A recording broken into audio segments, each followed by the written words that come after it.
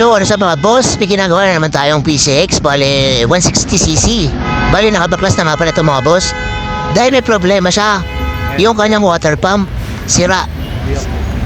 Dahil nabangga siya, nabasag yung kanyang water pump. So pag nilagyan natin siya ng coolant, tumatagas yung coolant niya. So ganun yung nangyayari sa kanya mga boss. So step by step tuturuan ko yung paano magpalit ng water pump. So panoorin nyo ang video natin mga boss kung ano yung mga babaklasin natin.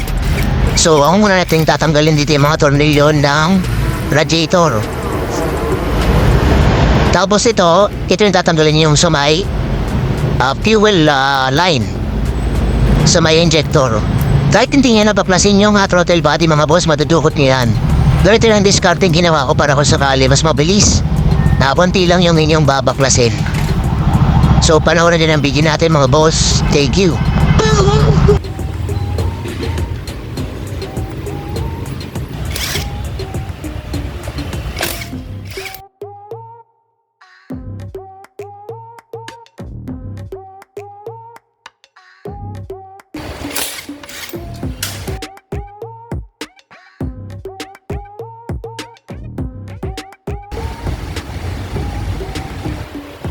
So kailangan nga pala mga boss naka-timing yung magneto. So naka-timing dapat yung motor natin para yung water pump naka-timing na siya. So naka-top dead center siya. Bali ang nakalagay dyan mga boss yung sa timing, yung letter T. So dyan yan dapat nakatutok tapos dito sa sa may sobrang bakal na to sa taas. So ganun dapat yung timing niya para kung sakali yung water pump naka-timing na.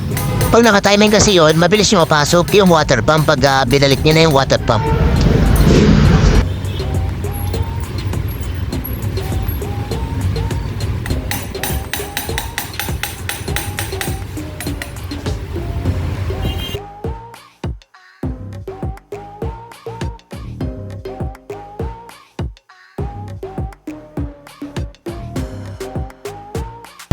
So ito nga pala yung sinasabi ko mga boss, pag naka-timing sa magneto, so naka-timing na rin dito pag binaplas nyo. So hindi na kayo mahirapan magpasok niyan. So tapat-tapat lang yan dapat. So yun yung timing niya. Ito nga pala nagka-problema rito sa water pump, basag yan sa tumatagas. Kaya yung sa panel niya, yung overheat sa panel. So ganun yung nangyari sa kanya. So pinabili natin siya ng bagong water pump assembly. Bali nagkakaalaga nga pala to ng 1,800 pesos. Yung water pump, screenshot nyo na lang yung code para meron kayo ma-reference. So bagong bago tong water pump, kakabit na lang natin to mga boss. So tuturuan ko kayo. So ito nga pala rin yung timing na sinasabi ko. Ayan yung triangle na yan. Tapos nakatutok dapat dito kasi yan nakapasok sa sprocket yan eh. So dapat tapat sila para mabilis nyo mapasok. Pero dapat yung sa magneto naka-timing doon para mas mabilis mapasok itong water pump. So kaya ang discarding ginawa ko rito, ibabalik natin yung mga o-ring. Kalahati lang. Kalahati ng water pump yan ibabaklasin yan para mas mabilis nyo mapasok doon sa loob. Kasi makipot din makipot din sa loob, hindi nyo mapapasok. Kailangan kalahati para mas mabilis nyo mapasok tong water pump assembly. So ganyan yung discarding ginawa ko, kalahati lang inuulit ko. Tapos ito timing nyo lang para mas mabilis nyo mapasok.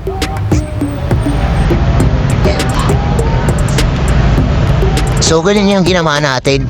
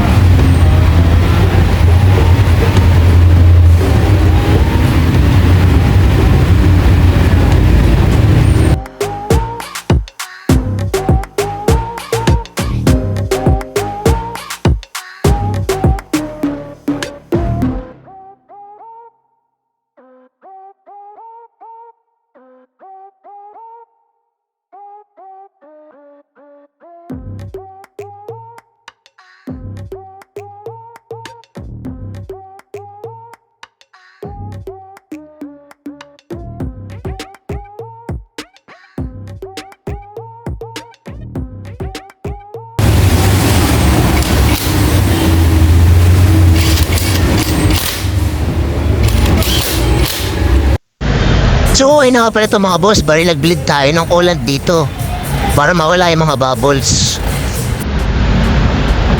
Tapos pinaandar natin ng matagal. Ito kasi inobserbahan natin yung overheat. So hindi na siya lumabas sa may panel. So okay, goods na to. Pwede nang makabiyahe ng malayo si boss. So hanggang dito na lang video natin mga boss. At ingatan niyo sana yung mga motor nyo sakali para hindi kayo mapagastos ng mahal. So thank you and goodbye.